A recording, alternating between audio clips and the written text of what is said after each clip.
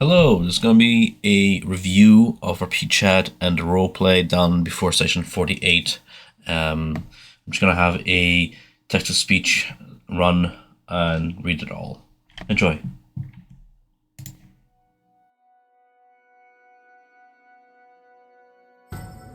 At Vasilika, your fingers feel numb against the cold of the mountainside. Or perhaps that's anticipation. Looking out the window, all throughout is cast in permafrost. The descent back to Kresk will be arduous. More difficult would be facing the living, convincing them you are a friend. Perhaps it would be easier to start small, search for a few allies at first, those of open mind, united in faith. Or, perhaps, deception is in order, a disguise. Perhaps even both. What do you choose to do? Vasilika, 08242022. Knowing that some beast folk stayed in Kresk when we departed, I would try to move closer to the village and locate them. Asking them if they know which villagers are well respected in the town and have strong beliefs in the will of the Morning Lord. While not disguising herself, she would try to hide some of her obvious features with a hood, covering her stitches and shadowing her face. Tom, 08242022. Gathering your party and any last pieces of home with you, you begin the descent, following the winding path down toward the village center. As you reach the final turn at the base of the abbey rise, you prop your hood up, veiling yourself. Having agreed to meet once more come end of day, the party parts here, each member going onwards with their own task in mind. From beneath the cloak's shadow, you peer forth. You linger a moment, take a deep breath, and maintain it in steady rhythm, mimicking the living. The breath fogs before you, adding to the veil. You cast your gaze to the streets before you. Warm light spills onto the snow-dusted cobblestone streets, the light ebbing through the frosted glass windows of pinewood cottages that make up this peaceful settlement. Nearby, in the pathside bush, you watch a white-furred fox quickly cross the path ahead, carrying in its jaws a chicken, likely stolen from one of the nearby coops. Closer to the village square, under the shade of a sentinel tree, an elderly woman cracks the thin layer of ice that formed atop her wash basin. She rinses her hands and face in cold water. After taking a moment to enjoy the morning air, she ties her hair in a tight bun, and then proceeds on with her morning chores, clearing snow off her home's front steps. As you pass, she gives you a sideways glance. Roll me a deception check, real quick. 16. Average. Bot. 08. Deception. 1. Total. 9. You utter soft clear prayer beneath your breath and hear Father's voice in your ear, whispering, "It's all right. You are my finest work of art. A flawless imitation of the perfect bride." Let them see it. You catch sight of a necklace hanging upon the woman's clavicle. A silvery sunburst. The fresh fallen snow carries your prayer across the street, and you hear the woman reply in an elderly, kind tone. "And a blessed day to you, child. But, oh my, look how pale your hands are, you must be freezing. Work in the shrine is bitter and cold. Do come in. I've stocked a fire, and a fresh kettle and hot tea is a win. Come in, before you lose your fingers." She gestures toward her cottage door with the tip of her broom. Vasilika, 08242022. I will nod and follow her through the door. "Thank you, that's too kind, I wouldn't want for that to happen," she says as she remembers one time when the abbot was fixing her stitches and some of the finger came loose. As you make your way toward her home's threshold, you see another boy dressed in a warm coat and fur boots makes his way across the street, holding a sack of feed on his back with one hand, and a bucket in the other. His face is flushed pink from the chill, and his hands are covered by woven wool mittens. This boy follows you inside, shaking snow off his raven black hair. A single grey streak accents his hair. Both he and the elder step in, closing the door behind them. Inside, you see the cabin is two-storied, with a small open kitchen by the hearth fire downstairs and a ladder leading to bedrooms upstairs. A wooden railing separates the two floors. From eaves and various places on the walls, fresh-smelling herbs hang dangling. The elder woman puts aside her broom and makes for the kettle at the far end of the room. You look to your side. You see the boy, perhaps in his early 20s, staring up at your sheer stature. Still giving you a side glance, the raven-haired boy takes off his thick coat. Beneath, he wears worn garb made of midnight blue silk. A faded family crest is embroidered on the neck cuff, ornamenting a fancy letter V. Look at the size of you. You remind me of a friend I had, once. And where is that friend now? The lad scrunches up his face, as if recalling bad memories sour on the tongue. Spitting the words, he says, "Kissing watches ass." "Victor, I would not have you speak like that in this house," says the elder woman, sternly but without malice. She brings forth steaming tea, ushering you to a seat at a nearby table. The tea smells of cranberries. The house smells of pine sap. There's a sense of peace here. What was the abbot so afraid of that he did not let you venture forth before? Victor, go see to your mother. Bring her this, says the elder, handing the boy a half-filled cup of warm water and some leaves. It ain't much, but it will soothe her cough.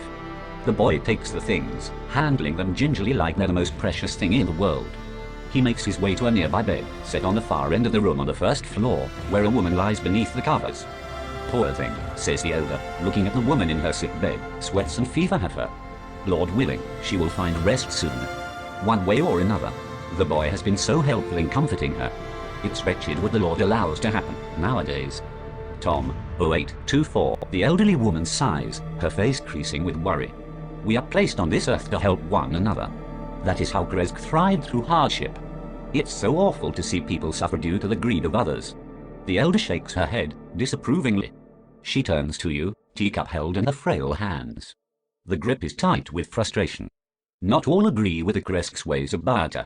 Our local physic began to refuse giving medicine to those in need, lest they offer him payment in coin.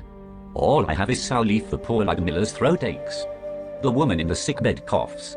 A weak hand reaches for the water offered by the boy, nearby. It shakes, as if merely lifting the hand is a Herculean task. The elder looks away, saddened. We have not the coin to meet his demands. I fear the Greek will seize her soul, soon, leaving the boy without a mother. Wretched times indeed. May I examine her mother? I am no physician, but I know some aspects of human anatomy and their afflictions. The peasant woman seems desperate. She gestures for you to try what you might. What are you trying to do? Vasilika, see if can recognize the disease of the woman, with medicine. Tom, medicine check, please. Vasilika, 18. Tom, roll me Arcana, while you're at it. Vasilika, I would like to add 1d6 from knowledge from a past life. In another life I remember helping the sick. One day I was treating patients with clear symptoms that pointed to simple illness, however for more that I follow the usual treatment, they refused to improve their condition. I began reading tomes about illness coming from magical natures. At last I could not find the answer to save my patients on time. Tom, go for it. Tom, you take a look at the sick woman, lying on her back. She's sweating, engulfed in a fever. Her brown hair is accented with 2 white streaks running along either side of her head, from temple toward a bun that was once neat but is now a mess. She shivers, restless. You get a look at her hands. There's something odd about them. You've read about frostbite, but her hands have suffered something far worse. The flesh had turned a dull bluish grey. The fingers disobey. All symptoms point to fever, a fidge afflicting those who traversed extremely cold weather overexposed to the elements. All symptoms, save for those hands.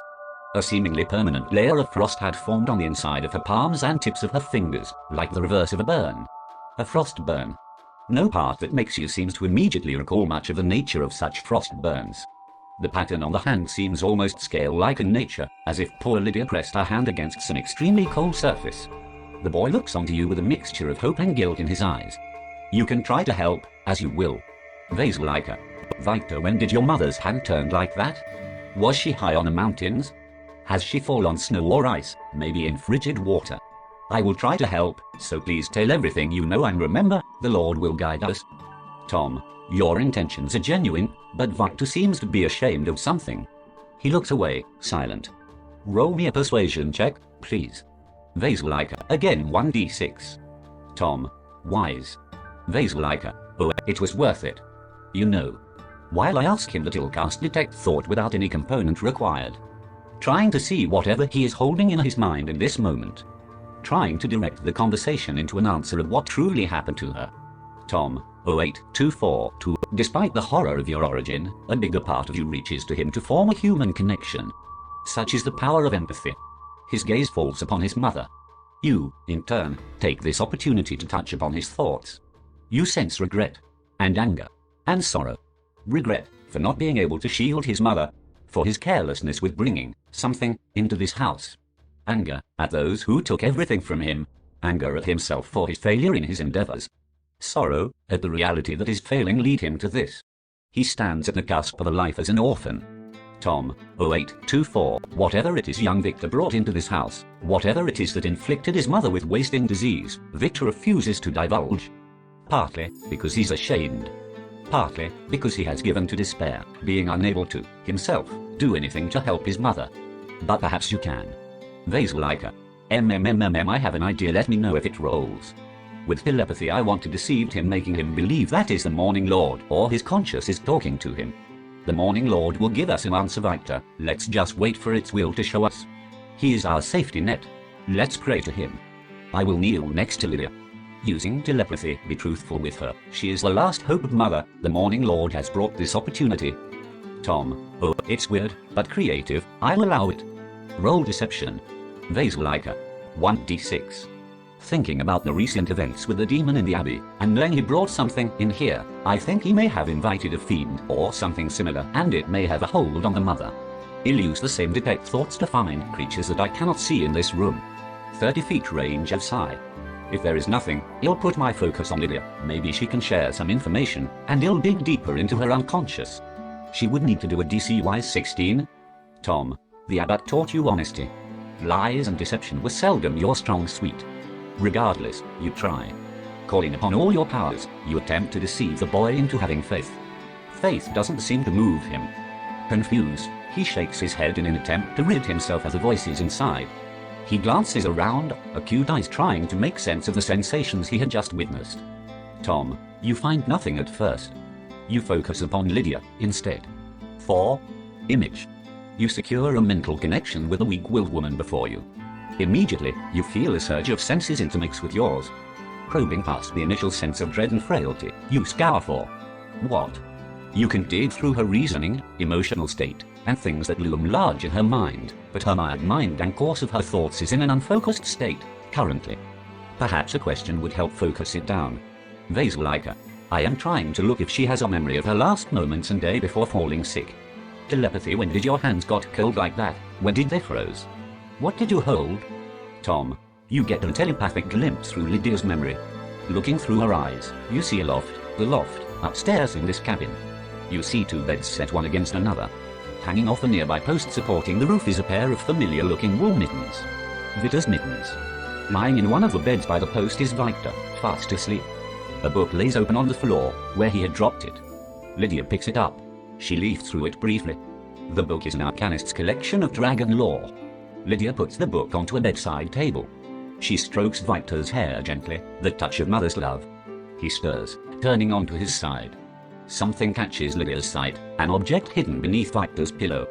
It is large, about a foot in length, and looks like a metal plate. Lydia reaches for the thing, pulling it from beneath the pillow. Her hands grasp a large scale, bright blue in color, rimed with frost. She gasps, dropping the scale and clutching at her hands. She falls onto her knees, in pain. Frost burns form on her hands. The memory begins to blur, the thought becoming choppy. Victor rises from the bed, screaming in panic. He grabs his mittens and picks up the shard of luminescent ice from the floor, hiding it away. Lydia blinks, tears swelling, her consciousness leaving her. The last thing you see is her graying hands, and Victor running toward her, screaming for help.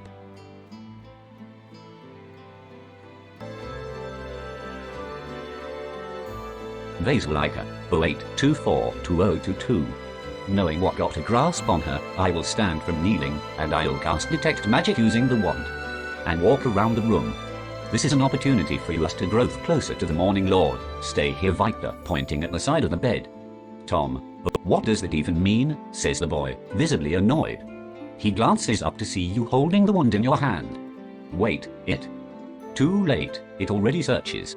The wand pulls to point upwards, toward the loft, past the wooden ceiling. There's a ladder leading up, nearby.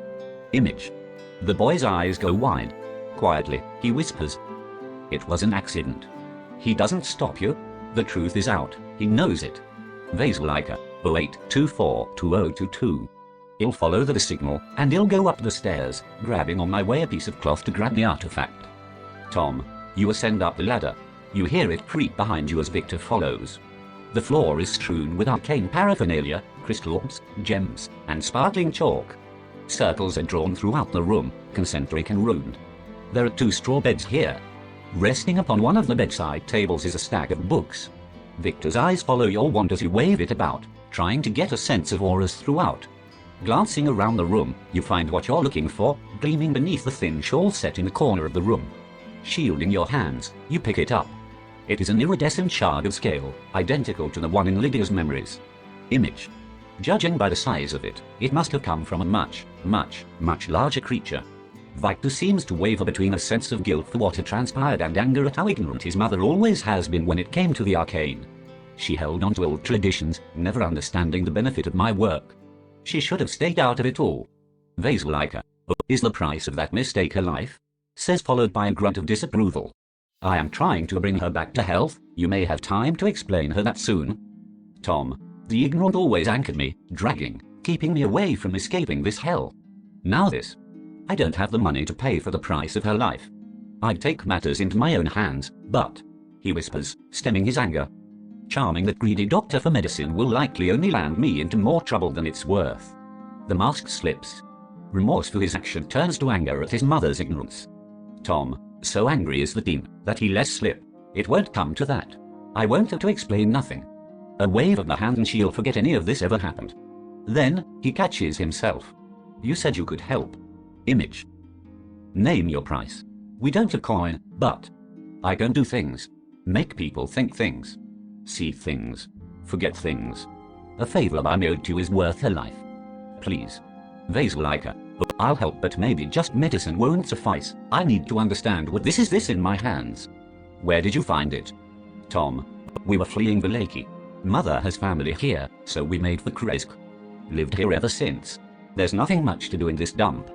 Day in day out, Grandma makes me do chores for the house, distracting me from my work. Victor points at the runic circles throughout. I had enough. Peasant's work is beneath me. I was meant for greater things. So I snuck out, beyond the walls. I explored the nearby woods for reagents. I found the scale in the wilderness, on the edge of the Svalik woods. Whatever this thing is, it is colossal. It held power, some of it still dormant in that scale, just waiting for me to harvest it. And I did. Look.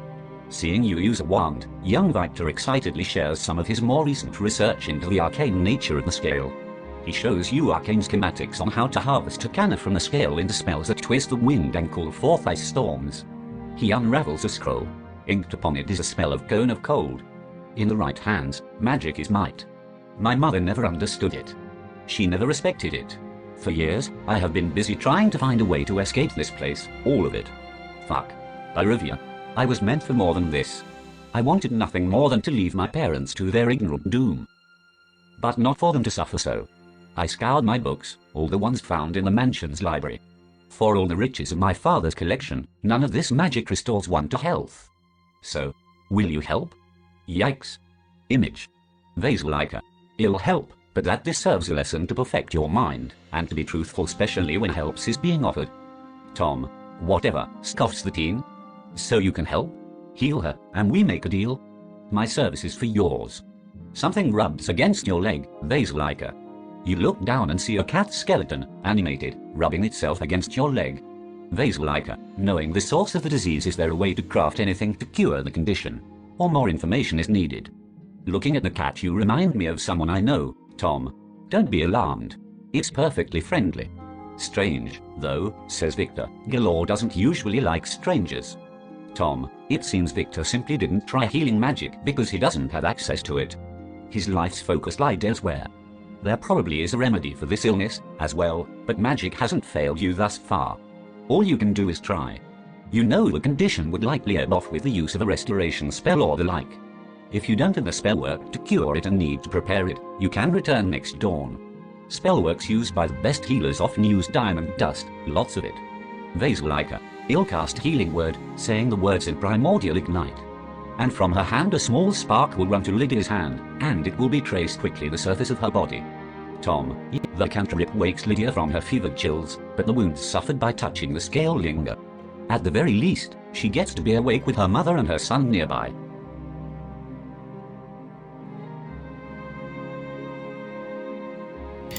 Seems the text of speech has run out, and I need to pay for it. I'll just read the rest myself.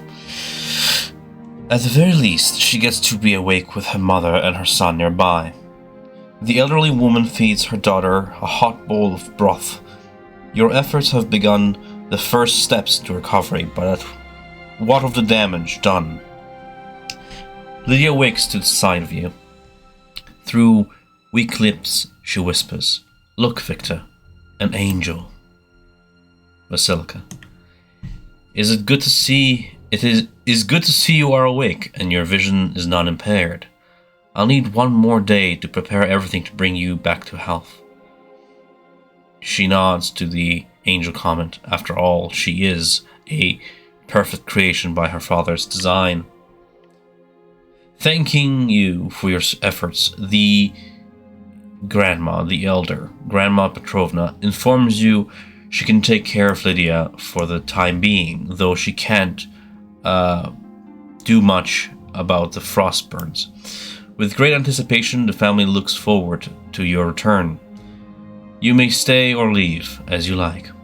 For your help, the elderly Grandma Petrovna gifts you with a pair of thick leather boots lined with fur. They fit your large feet perfectly.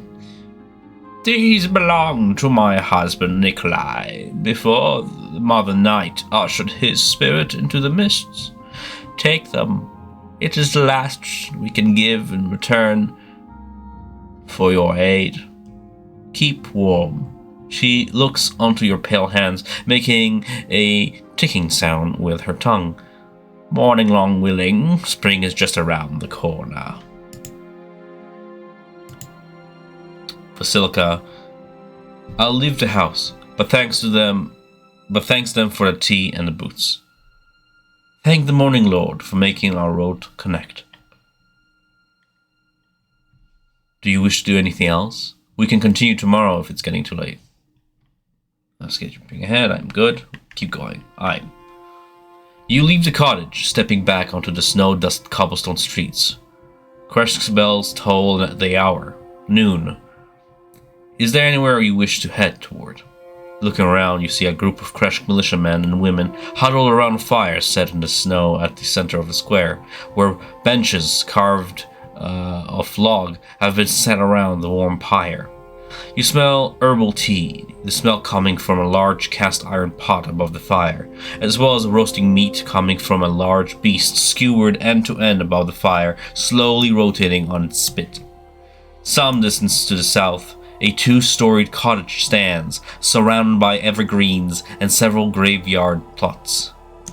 Swinging from the eaves of this cottage is a sign featuring two symbols. One is a flaming anvil and hammer, and right below it, a family crest, a sunrise above a set of gates. The gates on the crest match the gates of Kreshk's wall about half a mile ahead, set into the 15-foot tall palisade surrounding this village. To the north, the path winds through the cottages. In the far distance, you see water, the pond, and the gazebo shrine at its shores. To the west, past the line of pines, Kreshk's walls rise some 50 feet high. Beyond them, the land stretches into the Svalich woods, which steadily vanish toward a horizon of mist. Behind you, to the east, looms the Abbey of St. Markovia. Basilica. I will direct to the south to Kreshk Square, passing next to the family crest. The symbol is identical to that engraved upon the amulet worn around the neck of the 10-year-old girl's corpse, the one left in the abbey's morgue. The air smells of burning coals and hot iron. A ringing sound emanates from within the cottage, where, somewhere inside, a blacksmith works at an anvil. Basilica. I'll get into the blacksmith store looking for the armor that are hanging around, seeing if there is that could fit me. A large collection of mundane armor hangs from the walls. Chain shirts and studded leather vests made to fit Kreshk's militia. A cart filled with leather scraps rests beside the building's entrance, handle covers and materials for dagger sheaths. The smith is a stout man in his late years with a graying beard and a bald head. His height reaches barely past your waist. He wears an apron and several tools hanging from various loops and pockets. The man works diligently on a buckler shield, hammering it into shape. Basilica. Excuse me, I am looking for a breastplate that could fit my size. Also, is there anyone capable of making some dust out of this diamond? It is to treat the sickness of Lydia. The man turns away from the anvil and the forge's heat. He squints his eyes in your direction, sweat stinging his eyes. He blinks a few times. Fuck me. Your mother fed you the proper porridge as a child, didn't she? Armour for you, lass. That'll cost me resources to reshape the size. As for dust, if you got the diamonds, I got the grinder right there. He points to a series of grinders, ranging in size and refinement. You're a healer, Seldom got any of those around anymore. Most left for Valaki. Only one we got now is a greedy crook who asks for coin from those who don't have it. Use the grinder. Bug the dust. Just be careful. Them tools bite. Dimitri, the smith, asks for a fair barter in exchange for armor made for you. He doesn't need to make it from scratch per se, but will need to use extra parts to shape it to someone hawking such as yourself. Basilica, I am following the wishes of the Morning Lord. I am trying to bring some hope back into the halves. Is there many ill in town? According to Victa, many villagers are unable to pay the price in coin. You look around as you say this. In the blacksmith's collection are several promising pieces of armor he can reshape to your liking. There is a studded leather vest along with wrist and shin guards. It can be exchanged for 50 gold pieces worth of barter goods. There is also a chain shirt made extra long, originally intended as a spare metal apron for the village butcher, but Dimitri is willing to part with it in exchange for 100 gold pieces worth of barter goods to make up costs for making a new one. There is also a breastplate, a spare made for Crush's militia captain. It will need some refitting to suit your size and is quite precious. The blacksmith will not part with it for less than 500 gold pieces worth of barter goods in exchange. That's because coin isn't our way, lass. It is a relic of greed, tainted with Strahd's visage. It invites evil. The dwarf of a man spits over his shoulder and makes a gesture against the evil eye. People get sick, aye. None as bad as Lady Petrovna, though. A cold and a cough we can mend and tend to. Whatever afflicts her is the devil's work. That's all one gets by associating with Valaki. That town's cursed, I tell you. Vasilika says, she's awake now. Tomorrow I hope to bring her back to herself. Maybe I could offer you some service as part of the exchange for the breastplate. I could try to bring some protection to the town from the followers of the devil. The dwarf man points his forge hammer at your weapon. That ornamented spear of yours, 'tis good for stabbing, or just fancy. Holding the lucky coin in my hand, I'll cast light on it, says Vasilika. My faith is enough to defend me. This is a symbol of it. Aye. Faith. Whichever you'd have it. You're the adventuring type either way, I can tell. Your lot shows up here causing all sorts of trouble. But I'll tell you what. You're all good for two things. Dying, and when you're not dying, killing monsters. I'd be more inclined to part with the breastplate for a lesser barter if you were willing to be so inclined to fetch me the ore for making a new one.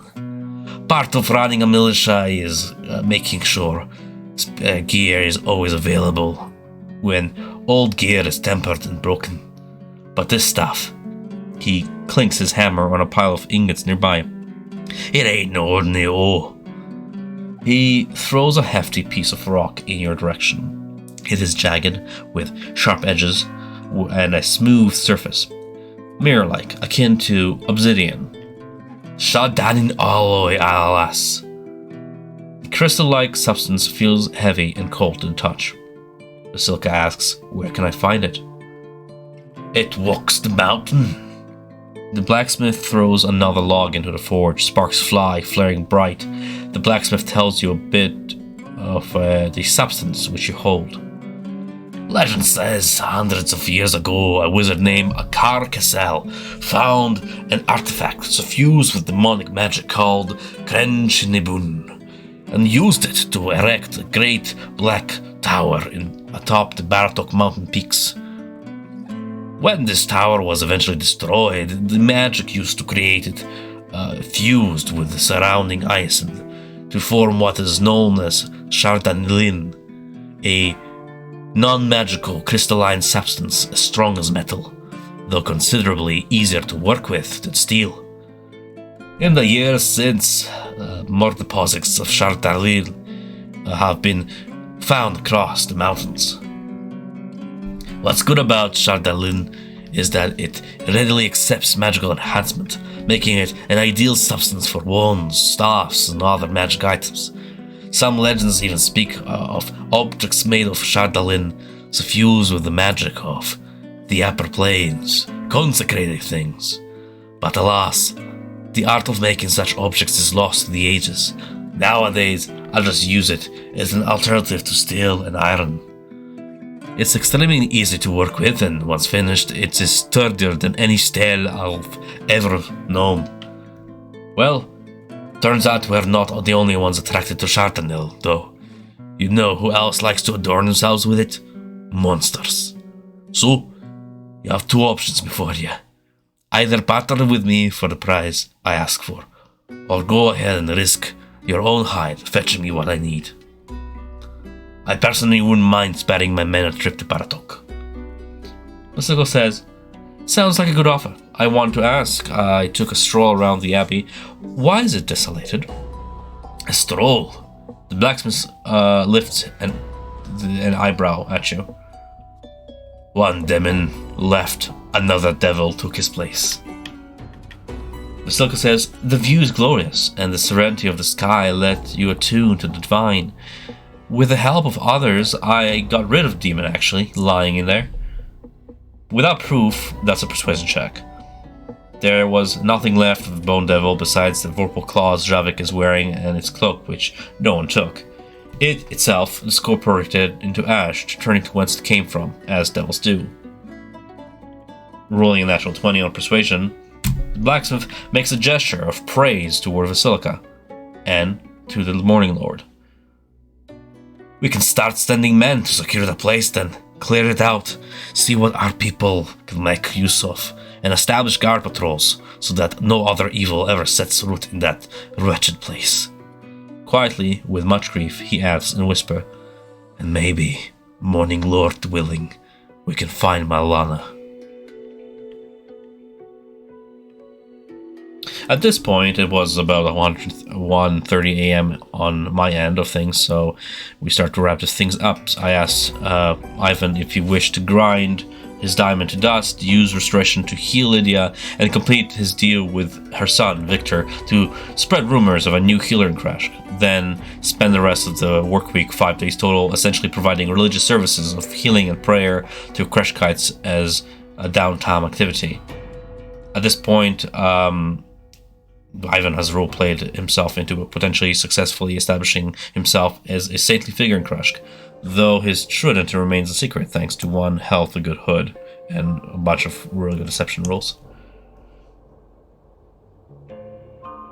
Your days spent carousing with Krashk common folk and offering your services as a healer conclude with Dustly.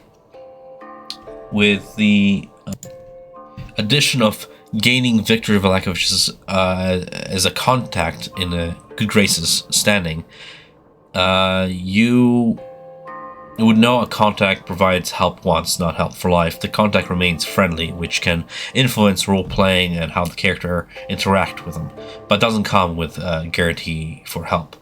Religious services take no gold piece expenditure on their part, but rather require you to have access to and often attendance at a temple whose belief and ethos align with yours. This can be, of course, the shrine or whatever other place you wish to hallow in Krashk. Making one last religion or persuasion check, you roll a 14, and use inspiration to roll another 14. The resolution is thus. Vasilka's efforts earned her one favor with the faithful people of the Church of Krashk. A favor, in broad terms, being a promise of future assistance from a representative of the temple. It can be expanded to ask the temple for help in dealing with specific problems for general politics or social support, or to reduce the cost of cleric spellcasting by 50%.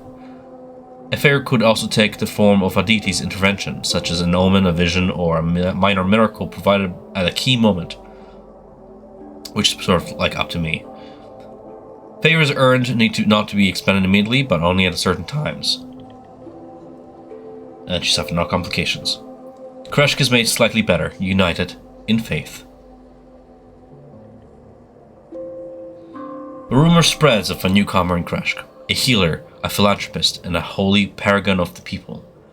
People begin to whisper of the hooded giantess who holds the sun in her palm, her face hidden by a bride's veil, but her preachings divulging truth and inspiring hope. By candlelight, they begin to whisper the name Saint Basilica, Dawn's bride. Bertrand, Nick is playing Javik here. Not wishing to stagnate, Javik commits himself to honest labor in Kreshk, hoping to earn the people's trust and hone his skills with his newly acquired vorpal claws. As he makes his way into the village, he quickly attracts the attention of the town's laborers. Most people in Kreshk have never seen a man taller than 6 feet. Javik, tall and scarred, stands out among the people like a sore thumb. Soon enough, Javik is approached by Hesh, Kreshk's taskmaster. Impressed by Javik's build, Hesh invites Javik to join his mining crew. Over those 5 days, as Basilica works to unite the people in faith, Javik joins Kreshk's mining efforts. Using his innate survival senses, he leads expeditions of a dozen men strong across the edges of the Svalbard woods to the north up the slopes of Bartok's base plateau, no further than a couple miles away from Kreshk gates. There, they commence their mining. For hours each day, Javik harvests chardalin, ore, cutting into the obsidian-like stone with his claws. Wheelbarrow after wheelbarrow, the goods are trundled back to Kreshk. The bitter cold and frost freezes sweat and bites the flesh, but Javik endures. At the end of each day, Javik returns to the miner's cabin, taking a moment to admire his day's work. In exchange for his services, he is granted a stay at the miner's lodge, a comfortable lifestyle for the week. One day, an emissary from Wallachia arrives by Workweek's end, along with a party of half a dozen individuals. Among those individuals, a Wallachian tradesman, purposefully ignorant to the barter system of Kreshk. The tradesman offers to buy Javik's share of the ore for 25 gold pieces total. That's how he spends his days. At night, Javik continues to establish his reputation via both strength and experience shared. In an effort to better train Kreshk's peasants' militia, you host nightly pit fight rings in the town center where the brave are tested in wrestling matches, mock duels, and hand-to-hand combat as taught to you by your masters. These friendly bouts evolve into full-on organized, predetermined matches, non-lethal of course. As your days training the militia come to a head, you are actually challenged by the taskmaster Hash. Bets are placed on who will win, Javik the Deformed or Watchman Hash Giles. I rolled for the matchup there, rolling the DCs and such, and explain the rules of how this downtime activity works. Rolling first for the complication, I rolled none.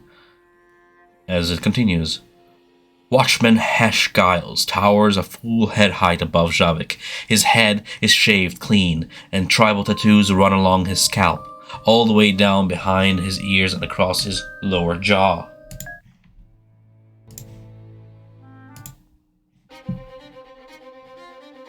All the way down behind his ears and all across his lower jaw. He maintains a lush mustache woven in 2 braids that end at copper medallions. His mustache ripples beneath his muscles ripple beneath his thick furs as he walks. Looking at his build, one would guess he has a giant's blood in his veins. Worse yet, despite his size, he proves to be quick on his feet for a man his size, earning him a respectable position among Kreshk's militia men. He cracks his knuckles as the crowd begins to rile up. Bets are placed, someone rings in the match, smashing 2 pans together, and the 2 giants in the ring clash. Javik rolls an athletics check of 14. Forced to doff your vorpal claws in order to provide a fair fight, Javik boxes Hesh unarmed. Your swings feel unnaturally sluggish, your muscles refusing to obey at times. Hesh's haymaker swings land hard against Javik's ribs, staggering him. Every time Javik attempts to lock Hesh in a hold, he breaks free. Then Hesh retaliates. Roaring, he pulls back his fist to ram it straight into Javik's teeth. Javik tries to dodge, rolling an 8 on the acrobatics dodge. Too late. There's no dodging this one. Javik leans back, stretching far to roll with a punch. Crack. Javik has to shake it all off, spitting blood onto the snow. The impact of the blow rings Javik's ears. Rage takes hold. Javik gets a second roll for rage advantage, rolling an 11. The rage is matched by Hesh's deep laughter. Javik, you have met your match. In a desperate attempt to, at the very least, put a good show, you fight on, trying to outlast the giant. At this point, he asks what race is Hesh, and I specified that he should roll an insight check. And he found out that Hesh is a Goliath half-blood, an outsider, like himself. Javik rules at the Constitution saving throw, trying to keep in the fight. This is actually 18 plus 12 due to his hit die succeeding. Nonetheless, he suffers a little bit of exhaustion. Exhausted from days spent laboring in the mines, and apart from your vorpal claws, you find yourself out of breath. To give credit where credit's due, the fight lasts far longer than anyone has ever expected. Unfortunately, lest you risk exhaustion, you begin to feel the need to tap out. Or you can push on, fight on past your throbbing heart, and wait for the perfect moment to put Hesh onto his feet. The rest of this continued during session 48.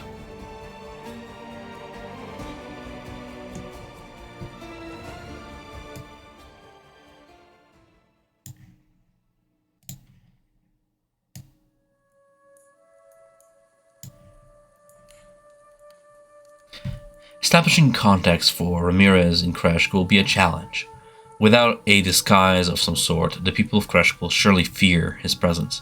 Dampiers not being trusted, ever.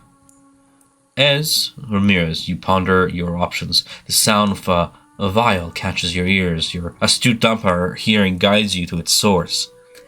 Sheltered in a hovel at the edge of Kreshk near the pond, a family of mongrel folk have made a new home for themselves here. They huddle like rats in the dark, feasting on filth and garbage and whatever they manage to scrounge up from the streets at dark. These mongrels, while innately cautious, do not judge you for your appearance. Among them is one, Cloven, the most sane of the lot. He is a two-headed mongrel deep in his cups. He wears a curate's ragged robes tied with a rope belt. To cover the constant cackles and mad sounds of his fellow mongrels, he spends his days playing melancholic melodies on his viol. The songs keep the mongrels calm and quiet.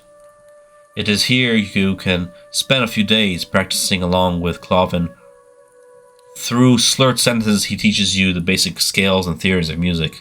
It ain't much, but it's a start. It will take 9 work weeks training with a professional to master the instrument in your hands, the haunted pan flute. Hence came the end of our roleplay session.